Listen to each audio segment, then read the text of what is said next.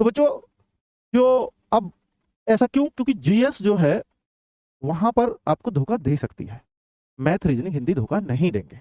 जिसके math reasoning Hindi अच्छे हैं वो पेपर में खुश होकर के आएगा ही आएगा, क्योंकि जीएस को पे वो डिपेंड ही नहीं है।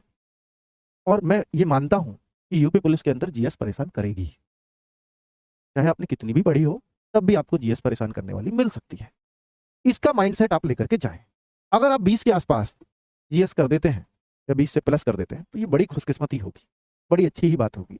अभी असिस्टेंट ऑपरेटर और हेड ऑपरेटर के पेपर हुए तो इसमें हमने सब कुछ देखा, बच्चों से रिव्यू लिया, तो मैथ्स रीजनिंग सब अच्छा आया, साइंस या जीएस जो भी कुछ था, तो उनमें जीएस में ही बच्चे परेशान दिखे वहाँ, जीएस पर लेनी पड़ रही थी। तो वो सब चीजें अब भी देखने को मिल सकती है।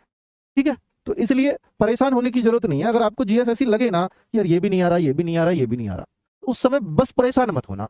बस ये करना कि नहीं आ रहे ना मुझसे, कोई बात नहीं, ये किसी से नहीं आ रहे होंगे, क्योंकि ये अटपटे ही प्रश्न है, ये पूछे ही इसलिए जाते हैं शायद कि हम ना कर पाए, तो इन पर क्यों परेशान हो हम। तो फिर उन प्रश्नों को लीजिए, उस सब्जेक्ट से अलग जो सब्जेक्ट है उनको थोड़ा सा ध्यानपूर्वक करिए। कई बार रीजनिंग में मान लीजिए पजल फंस जाता है, कोई सीटिंग अरेंजमेंट फंस जाता है, तो अगर फंस जाए तो परेशान मत होना, सोचना कि इसको गोल कर देता हूँ, इसको बाद में पढ़ूंगा जब पेपर को पूरा अटेम्प्ट कर लूंगा। बच्चों यकीन मानना कि जब आप पजल या कुछ बड़े लेंदी क्वेश्चन को, सीटिंग अरेंजमेंट के क्वेश्चन को छोड़ करके आगे बढ़ते हैं, उस पर 3-4 प्रश्न है, मुझे भी मालूम है एक एक क्वेश्चन पे 3-4 प्रश्न आ रहे हैं, तो उस समय जब आप पे टाइम का प्रेशर नहीं होगा ना, अगर आपको पहले उस क्वेश्चन को करने के 60% चांस थे कि पढ़ते टाइम भी लगाते 60% चांस होते हैं उसको करने के, क्योंकि प्रेशर अभी बहुत बहुत पेपर पड़ा है, टाइम कितना हो गया, ये सब प्रेशर है।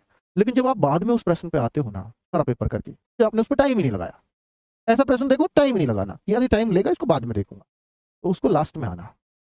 अगर पहले उस प्रश्न को करने के 60% चांस थे तो बाद में उस प्रश्न को करने के 90% चांस बन जाएंगे बच्चों, जब आप बिना टाइम के प्रेशर के उस प्रश्न पर दिमाग लगा रहे हो। और आप देखेंगे पेपर के बाहर आकर कि सब लोग इस प्रश्न में बीच में ही फंस गए थे, इसलिए सबको समय कम पड़ गया। ये सुनेंगे आप बच्चों से, तो आपको सब देखो उस समय कितनी खुशी होगी, यार मैंने बाद में इसको अटेम्प्ट किया तो कितना बढ़िया रहेगा। पहली प्रायोरिटी आपको यही रखनी है, पहली प्रायोरिटी अपने दिमाग में यही रखनी है कि मेरा समय किसी भी कीमत पे कम ना पड़ जाए। अगर कम पड़ गया तो आपकी प्रोबेबिलिटी पास होने की उतनी ही कम होती चली जाएगी। समय कम मत पड़ने देना, पहला टारगेट।